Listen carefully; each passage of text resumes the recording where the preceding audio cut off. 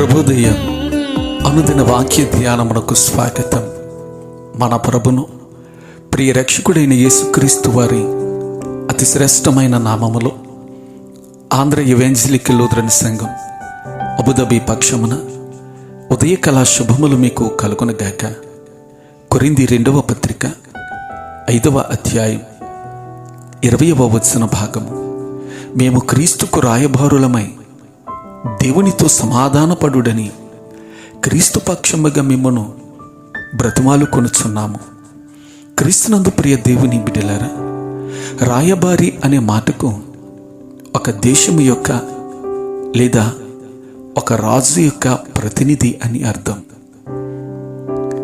ప్రతి దేశము తన ప్రతినిధులుగా రాయబారులను వేరువేరు దేశములలో ఉంచుటన్నిటి దినాలలో మనము చూడగలుగుతూ ఉన్నాం.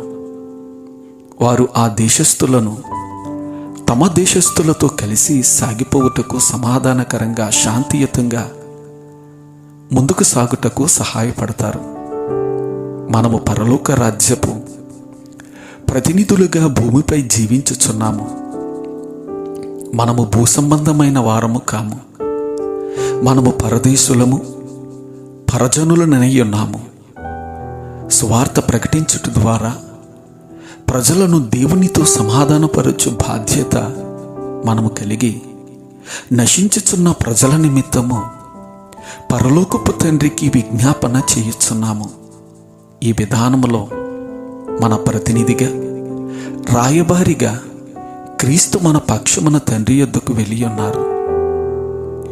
క్రీస్తు ఇప్పుడు మన కొరకు దేవుని సముఖమందు కనబడుటకై పరలోకమందే ప్రవేశించెను అంటూ హెబ్రీ గ్రంథకర్త సెలవిస్తూ ఉంటాడు. పరిశుద్ధుడైన పౌలు వలె స్వార్థ పక్షమున వాదించుటకు మనము నియమింపబడి ఉన్న వారమని గుర్తించవలెను.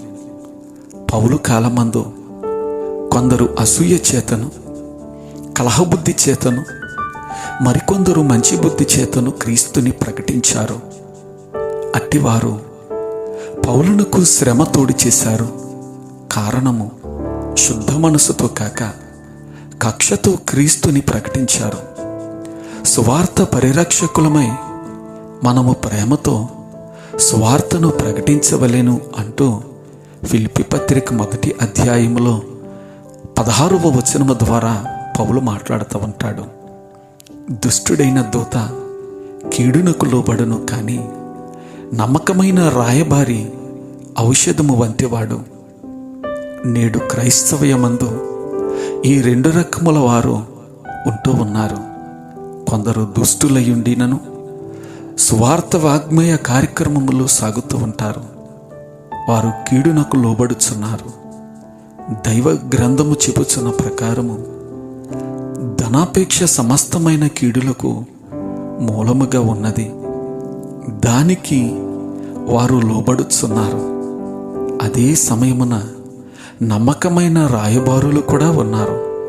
వారి మాట, చూపు, తలంపు, క్రియ ఔషధము వలె పనిచేయుచుండును. అట్టివారు సువార్త భారము కలిగిన వారై, సువార్త విషయములై వారు బంధించబడిన వారి వలె ఉంటూ ఉన్నారు. పౌలు నమ్మకమైన రాయబారిగా ఉండెను, కానీ సంఖ్యలతో బంధించబడి ఉన్నటువంటి అనుభవం పౌలు కలిగి ఉన్నాడు.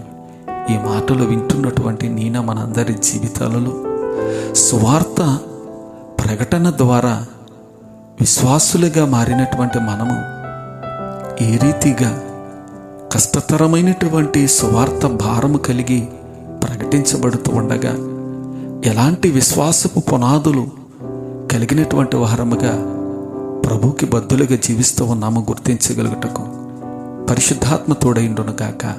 ఆమెన్. ప్రార్థన. పరిశుద్ధుడైన మా దేవా, నీకు వందనములు, స్తోత్రాలు. దేవా, దేవునితో సమాధానపడుటకు క్రీస్తు పక్షమున మా వంతు సహాయ సహకారములు అందించే భాగ్యము మాకు కలుగు చేయండి. మమ్మలను ప్రేమించి ప్రసాదించిన ఈ దినం మా పనులలో, బాధ్యతలలో, ఉద్యోగములలో, సమస్త విషయాలలో తోడుగా ఉండండి.